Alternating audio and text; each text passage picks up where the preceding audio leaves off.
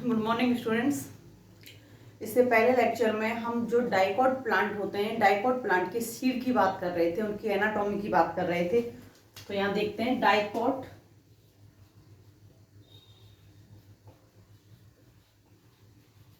Seed की आंतरिक संरचना। डाइकॉट सीड की आंतरिक संरचना। यहाँ डाइकॉट सीड की आंतरिक संरचना के लिए हमने जिसकी स्टडी कर रहे थे वो क्या है? चना। यहाँ प्रारूपिक सीड के रूप में हम लोगों ने किसका यूज किया था? चने का। अगर हम इस चने की इंटरनल स्ट्रक्चर की बात करें, इसके एनाटॉमी की बात करें, तो यहाँ पर जो चने की एनाटॉमी होती है, तो यहाँ इसको चने की आंतरिक संरचना को हमने 3 भागों में बांटा था, 3 भागों में वर्गीकृत किया था।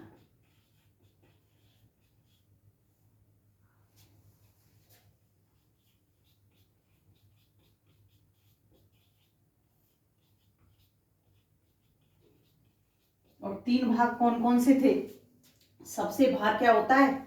Seed coat.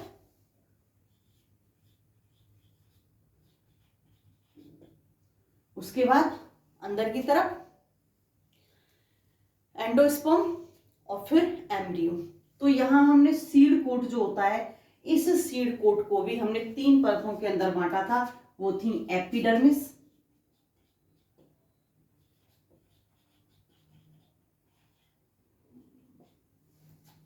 तो फर्स्ट देखते हैं हम एपिडर्मिस को ही, आगे पढ़ते जाएंगे और देखते जाएंगे। जहां जो एपिडर्मिस पाई जाती है स्टूडेंट्स, यहां पर एपिडर्मिस के अंदर पेलिसेड टिश्यू पाया जाता है। यहां पेलिसेड टिश्यू पाया जाता है। और पेलिसेड टिश्यू कैसा होता है? बड़ा, आयताकार। पेलिसेड टिश्यू कैसा होता है? आयताकार होता है। तो यहाँ एपिडर्मिस के अंदर जो मुख्य पाया जाने वाला जो टिश्यू होता है, जिससे एपिडर्मिस बनी होती है, इसको हम आउटर एपिडर्मिस भी कहते हैं। ये एपिडर्मिस यहाँ पेलिसेड टिश्यू से बनी होती है। इस पेलिसेड टिश्यू के अंदर उभार और गर्त 2 पाए जाते हैं। उभार और गर्त पाए जाते हैं। जहां उभार पाए जाते हैं वहां इसकी लंबाई ज्यादा होती है, और जहां गर्त पाए जाते हैं वहां इसकी जो लंबाई होती है वो कैसी होती है? कम होती है। तो यहाँ पेलिसेड टिश्यू के ऊपर उभार और गर्त दोनों पाए जाते हैं। यहाँ पर ये लंबी और सकरी कैसी होती हैं सेल्स? लंबी और सकरी सेल्स होती हैं, या फिर कहें आयताकार होती हैं, खंभाकार या आयताकार होती हैं, लंबी और सकरी सेल्स होती हैं। इनके जो बाहरी सिरे होते हैं, जो इनके बाहरी सिरे होते हैं, ये बाहरी सिरे कैसे होते हैं? गोलाकार। बाहरी सिरे गोलाकार होते हैं, और इन गोलाकार सिरों के ऊपर निक्षेपण पाया जाता है। और निक्षेपण किसका पाया जाता है? क्यूटीन का। यहां क्यूटीन का निक्षेपण पाया जाता है। बाहरी सिरों के ऊपर जो गोलाकार हैं, इन पर क्यूटीन का निक्षेपण पाया जाता है। दूसरी जो पाई जाती है वो पाई जाती है सब एपिडर्मिस। सब एपिडर्मिस जो किसके नीचे होती है?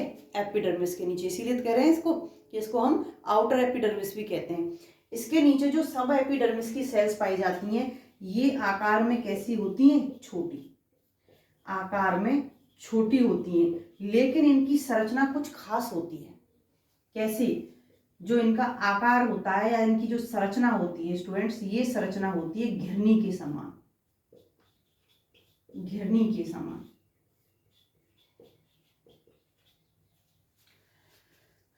जो कुओं पर लगी हुई होती है, पानी खींचने के लिए होती है, घिरनी जिन्हें कहते हैं हम।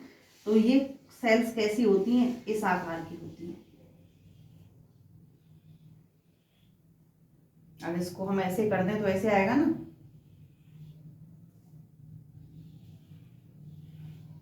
तो ऐसी तो लगी होती है कुओं पे पानी खींचने के लिए। तो यहाँ पर इनकी जो संरचना होती है, ये संरचना कैसी होती है? घिरनी के आकार की होती हैं, छोटी सेल्स होती हैं। और ये जो पेलिसेड टिश्यू है, इस पेलिसेड टिश्यू के जस्ट नीचे यहाँ ये व्यवस्थित होती हैं। कौन सी परत? सब एपिडर्मिस परत इसके जस्ट नीचे उपस्थित होती है। नेक्स्ट पाया जाता है यहाँ पेरेन्काइमा। पेरेनकाइमा। यहाँ पर जो पेरेनकाइमा की सेल्स होती हैं, ये पेरेनकाइमा की सेल्स कैसी होती हैं, स्पॉन्जी होती हैं। यहाँ जो पाया जाता है वो पाया जाता है स्पॉन्जी पेरेनकाइमा। स्पॉन्जी पेरेनकाइमा उपस्थित होता है। और ये स्पॉन्जी पेरेनकाइमा में भी दो प्रकार की सेल्स होती हैं, जो बाहर की तरफ होती हैं, बाहर की ओर सेल्स होती हैं। ये तो होती हैं बड़े आकार की,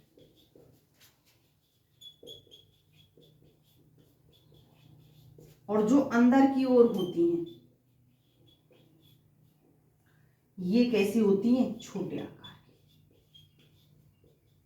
तो बाहर की ओर सेल्स जो होंगी, बाहर की ओर का मतलब सब एपिडर्मिस के जस्ट नीचे जो सेल्स होंगी वो बड़े आकार की होंगी, और जो अंदर की तरफ, जो एंडोस्पर्म की तरफ जो सेल्स होंगी वो कैसी होंगी, छोटे आकार की सेल्स होती हैं। Next, endosperm.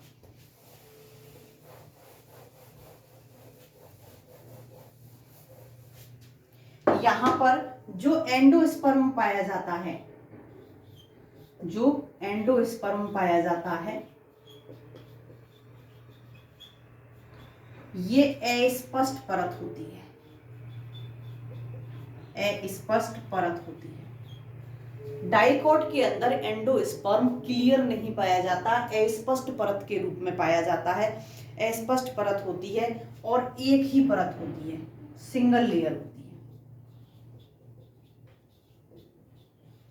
कैसी होती है, सिंगल लेयर होती है।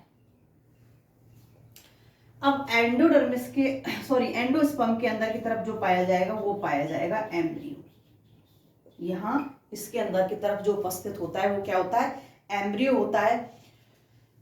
डाइकोट की बात कर रहे हैं तो डाइकोट के अंदर जो एम्ब्रियो में बीज पत्र पाए जाते हैं, एम्ब्रियो के अंदर जो बीज पत्र पाए जाते हैं, ये क्या कितने पाए जाते हैं, 2।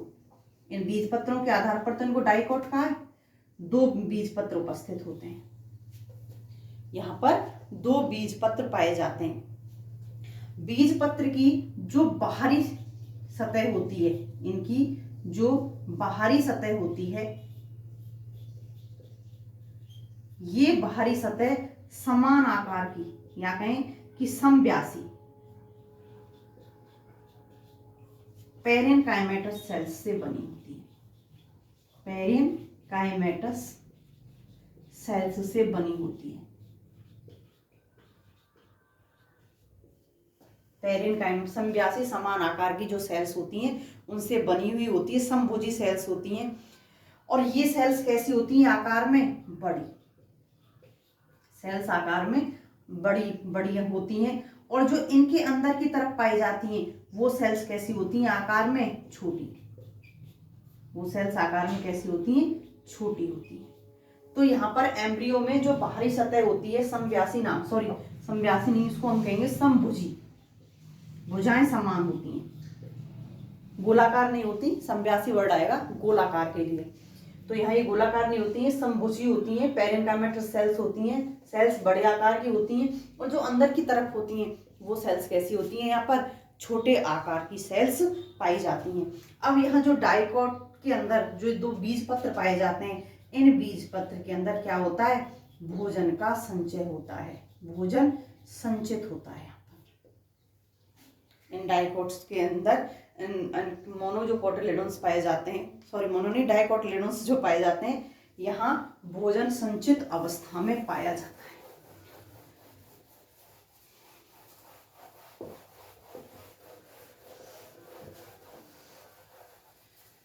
देखिए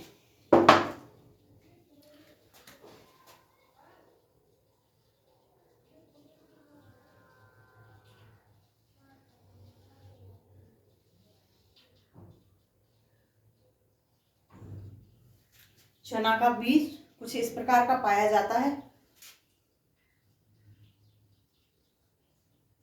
जिसमें इस जगह पर क्या होता है, ये हाइलम, यहां हाइलम होता है।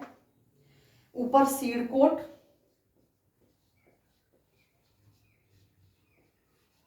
और ये माइक्रोपाइल, यहाँ पर ये माइक्रोपाइल प्रेजेंट होते हैं। अब इसमें जब सभी लेयरों की अगर हम बात कर रहे हैं तो यहाँ पर उभार और गर्त दोनों पाए जाते हैं। सेल्स के अंदर उभार भी पाए जाते हैं और गर्त भी पाए जाते हैं। जो कोशिकाएं होती हैं वो कैसी होती हैं? पैलीशेड टिश्यू की होती हैं। बाह्य सिरे कैसे होते हैं? गोलाकार।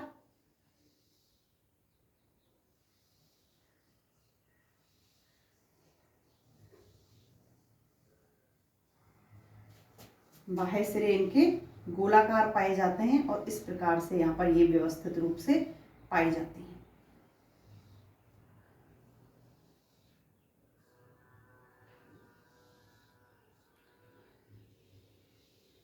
ये क्या आ गई? आउटर एपिडर्मिस कहें या फिर एपिडर्मिस कहें। इस एपिडर्मिस पर क्यूटीन की लेयर पाई जाती है। एपिडर्मिस के ऊपर क्यूटीन की लेयर पाई जाती है। तो ये क्या है? क्यूटीन। अब इसके अंदर की तरफ जो दूसरी लेयर पाई जाती है वो किसकी पाई जाती है? सब एपिडर्मिस सेल्स की। और सब एपिडर्मिस सेल्स कैसी होती हैं? घिरनी के आकार की, आकार में छोटी होती हैं, घिरनी के आकार की होती हैं और इस प्रकार से यहाँ ये व्यवस्थित होती हैं।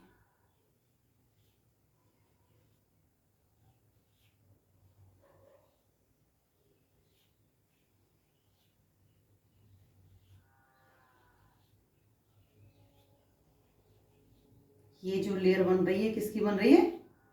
सब एपिडर्मिस।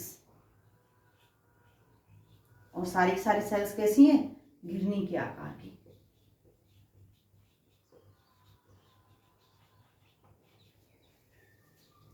अब सब एपिडर्मिस के नीचे पेरेन्काइमा पाया जाता है। और पेरेन्काइमा भी कैसा होता है? दो प्रकार की सेल्स पाई जाती हैं पेरेन्काइमा में। जो सेल्स बाहर की ओर पाई जाती हैं, यहाँ पर जो बाहर की ओर सेल्स पाई जाएंगी, ये बाहर की ओर पाई जाने वाली सेल्स कैसी होंगी? बड़े आकार की। और जो अंदर की ओर पाई जाती हैं वो कैसी होती हैं? छोटे आकार की। तो यहाँ पर ये बाहर की ओर सेल्स मिलती हैं, ये कैसी होती हैं? बड़े आकार की।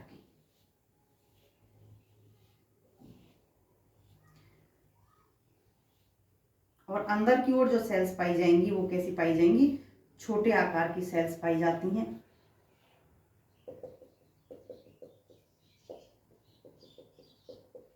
तो ये कौन सी लेयर हुई? पेरेन्काइमेटस लेयर,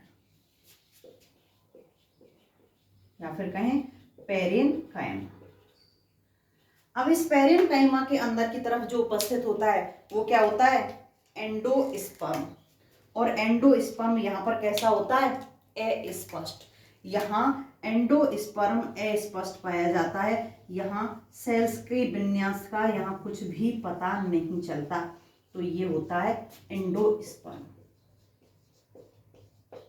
यहाँ पर ये एंडोस्पर्म मिलता है। और एंडोस्पर्म के अंदर की तरफ जो पाया जाता है वो क्या होते हैं? एम्ब्रियो। और एम्ब्रियो में भी दो प्रकार की सेल्स पाई जाती हैं। बाहर की तरफ जो पाई जाती हैं वो छोटे आकार की सेल्स होती हैं, समभुजी होती हैं। और अंदर की तरफ जो पाई जाती हैं वो कैसी होती हैं? बड़े आकार की होती हैं। तो यहाँ जो बाहर की तरफ पाई जाती हैं वो छोटे आकार की सेल्स होती हैं।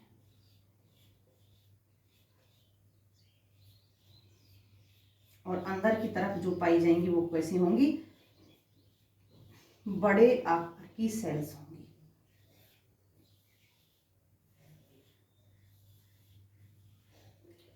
और यहाँ जो एम्ब्रियो मिल रहा है, इस एम्ब्रियो की सेल्स के अंदर बीज पत्र कहेंगे एम्ब्रियो ना कह करके। यहाँ पर क्या होता है? भोजन संचित अवस्था में पाया जाता है। यहाँ भोजन संचित अवस्था में पाया जाएगा। तो सेल्स के अंदर क्या होगा? खाद्य पदार्थों का संचय होगा। यहाँ सेल्स में खाद्य पदार्थों का संचय होता है। तो ये अंदर वाली लेयर किसकी हो गई? बीज पत्र की, कोटिलेडोन्स। ये नीचे कोटिलेडॉन्स हो गए। तो ये होती है इसकी इंटरनल एनाटॉमी। एनाटॉमी कहें या इंटरनल स्ट्रक्चर कहें, तो ये इसका इंटरनल स्ट्रक्चर होता है। अब यहाँ पर अगर हम चना के बीज को भिगो दें और भिगो करके कुछ टाइम के लिए 8-10 घंटे बाद उसको ऐसे प्रेस करें, उसको रब्स करें, तो वो दो अलग अलग दो बीज पत्र हैं, दोनों बीज पत्र अलग अलग हो जाते हैं। तो यहाँ पर दोनों बीज पत्रों के अंदर हमको एक संरचना दिखाई देती है। अगर हम दोनों बीज पत्रों को अलग करते हैं तो यहाँ पर दोनों ही बीज पत्रों के मध्य एक संरचना हमको दिखाई देती है।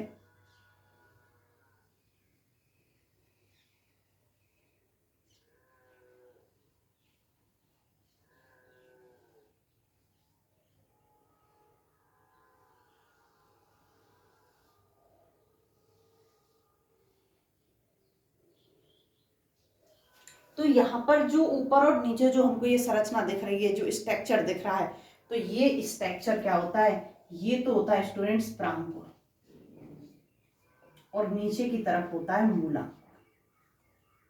यहाँ पर ऊपर प्रांकुर होता है और नीचे मूलांकुर होता है।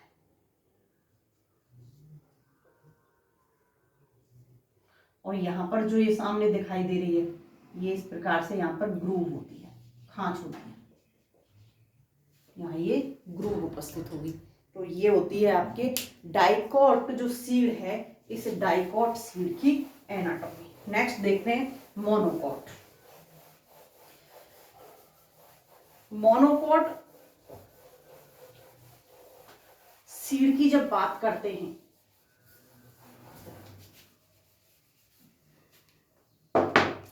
तो यहां पर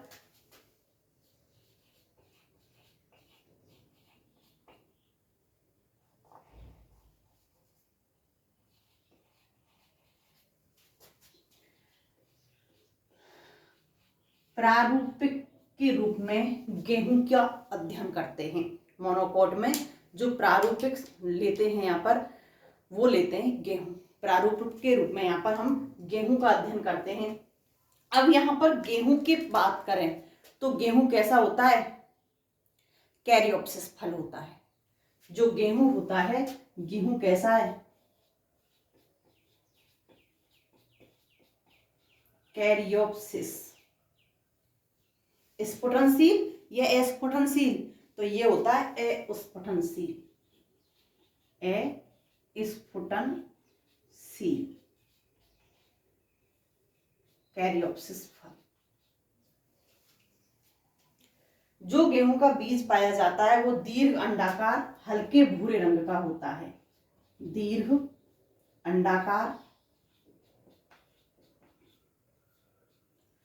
हल्के भूरे रंग का होता है।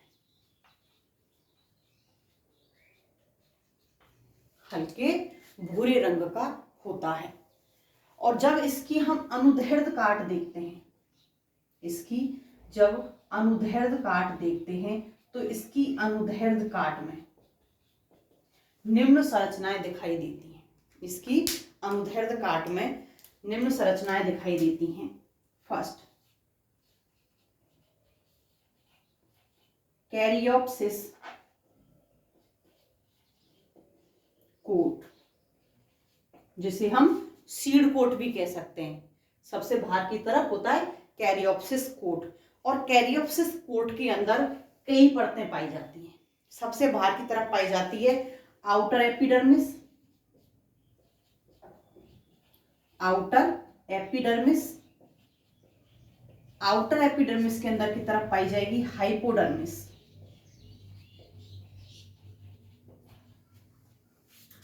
आउटर एपिडर्मिस के अंदर की तरफ पाई जाती है हाइपोडर्मिस। हाइपोडर्मिस के नीचे पतली भित्ति युक्त सेल्स की लेयर होती है। पतली भित्ति युक्त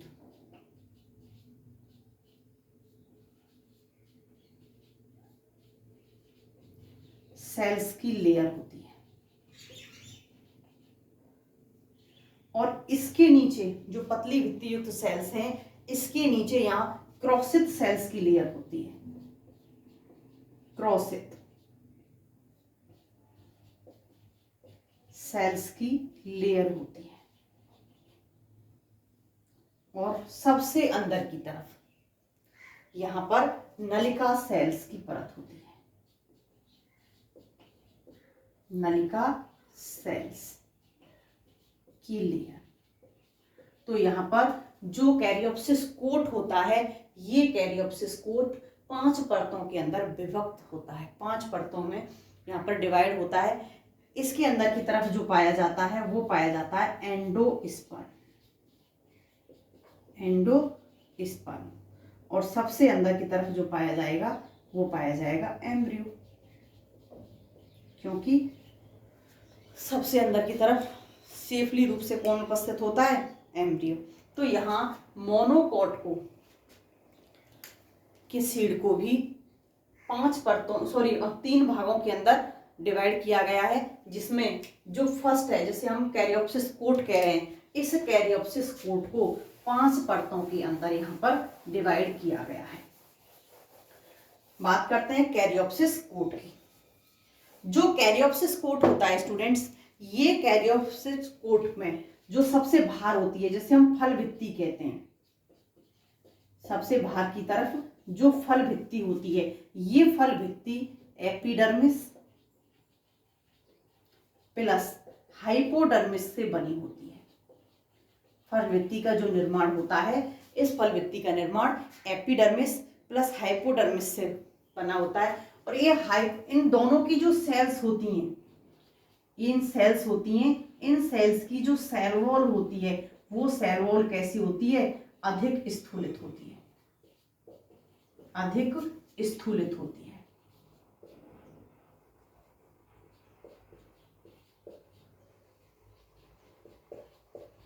क्योंकि फल भित्ति कैसी होती है, सबसे बाहर होती है, रक्षात्मक परत होती है, और सुरक्षा के लिए कैसी होनी चाहिए, मोटी होती है। तो इनकी जो सेल वॉल होती हैं, इनकी एपिडर्मिस की और हाइपोडर्मिस की सेल्स की, ये कैसी होती हैं, अधिक स्थूलित होती हैं।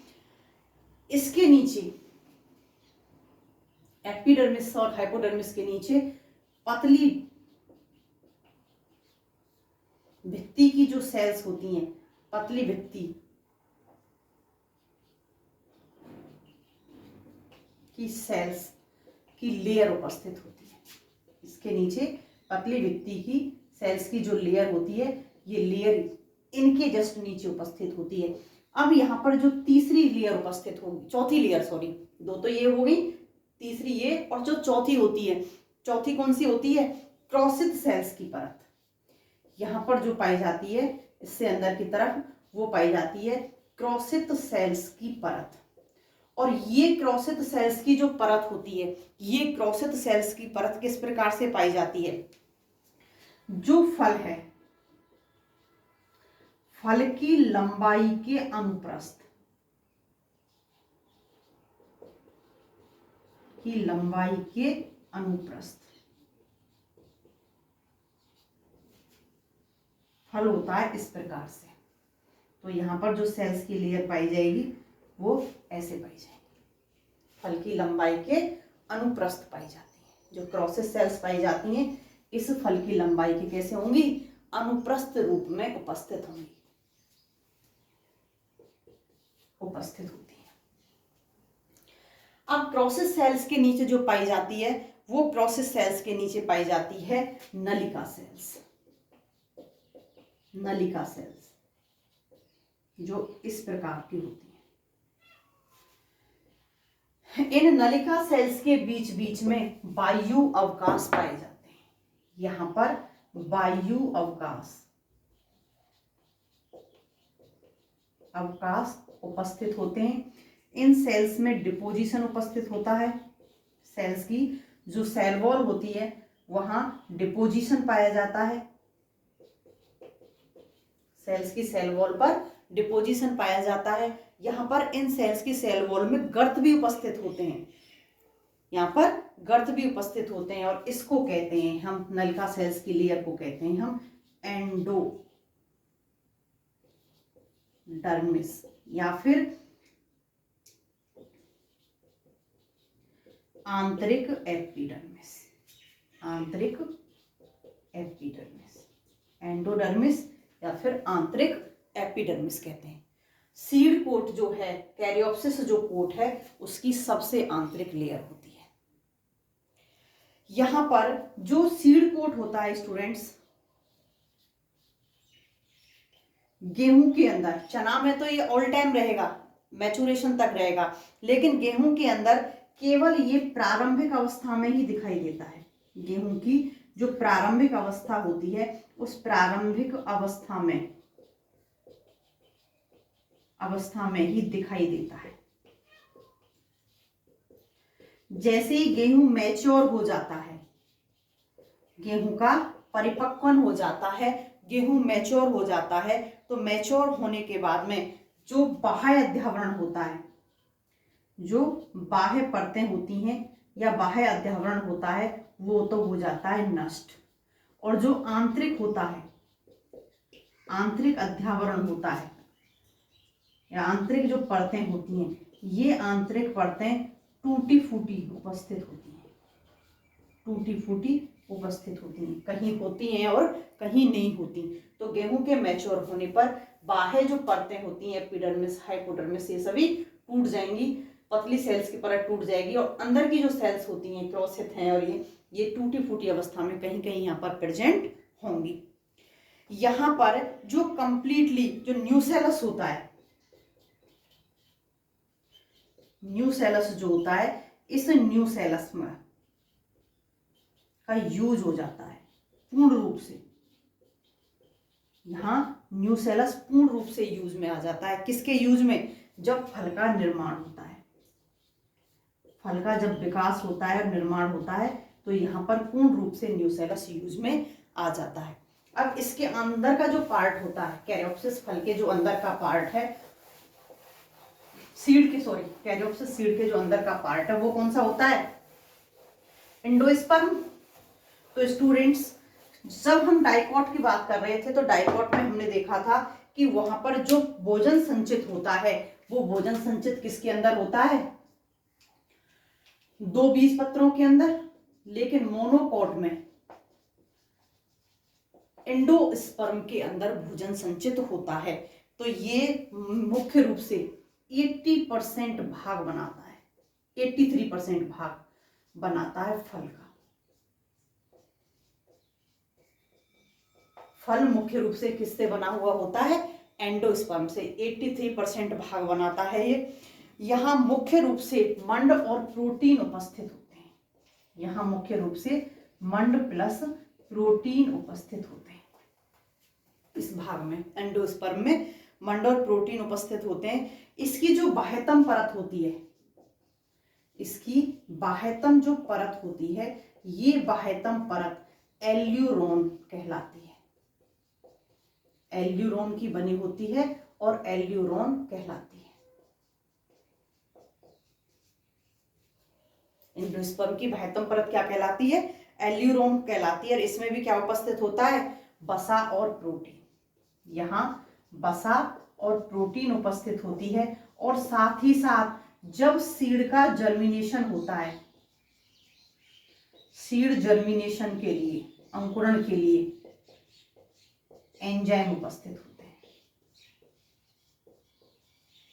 एंजाइम उपस्थित होते हैं। ये एंजाइम इस वसा प्रोटीन का पाचन करेंगे और पाचन करके एनर्जी किसको देंगे? सीड के जर्मिनेशन के लिए देंगे। तो ये मंडयुक्त जो एंडोस्पर्म होता है, जो मंडयुक्त एंडोस्पर्म होता है, ये मंडयुक्त एंडोस्पर्म किसको घेरे हुए होता है? एम्ब्रियो को। एम्ब्रियो को घेरे होता है। अंदर की तरफ अब क्या उपस्थित है? एम्ब्रियो। यहां अंदर की ओर एम्ब्रियो उपस्थित होता है। अब यहां पर जो एम्ब्रियो पाया जाता है, ये एम्ब्रियो एक किनारे पर उपस्थित होता है। पूरे के पूरे सीड के अंदर एक किनारे पर उपस्थित होगा, किनारे पर उपस्थित होता है। यहां केवल एक ही बीज पत्र पाया जाता है, क्योंकि पूरा का पूरा भाग किसने घेर रखा है? एंडोस्पर्म में। यहाँ पर 83% भाग किससे बना हुआ है? एंडोस्पर्म से। तो एम्ब्रियो यहाँ पर किनारे पर उपस्थित होता है, एक ही बीज पत्र उपस्थित होता है। और इसको बीज पत्र जो होता है, यहाँ बीज पत्र क्या कहलाता है? स्कूटेलम। यहाँ बीज पत्र क्या कहलाता है, स्कूटेलम पाया जाता है। यहाँ एम्ब्रियो के अंदर 2 अक्ष होती हैं, एक तो नीचे की तरफ होती है, जैसे भ्रूण में यहाँ देखें, एक तो नीचे की तरफ होती है और एक ऊपर की तरफ होती है। जो यहाँ पर नीचे की ओर होती है वो तो होती है मूलांकुर की, और ऊपर की तरफ होती है वो होती है यहाँ पर प्रांकुर की, क्योंकि यहाँ भी एम्ब्रियो में मूलांकुर भी होंगे और प्रांकुर भी होंगे।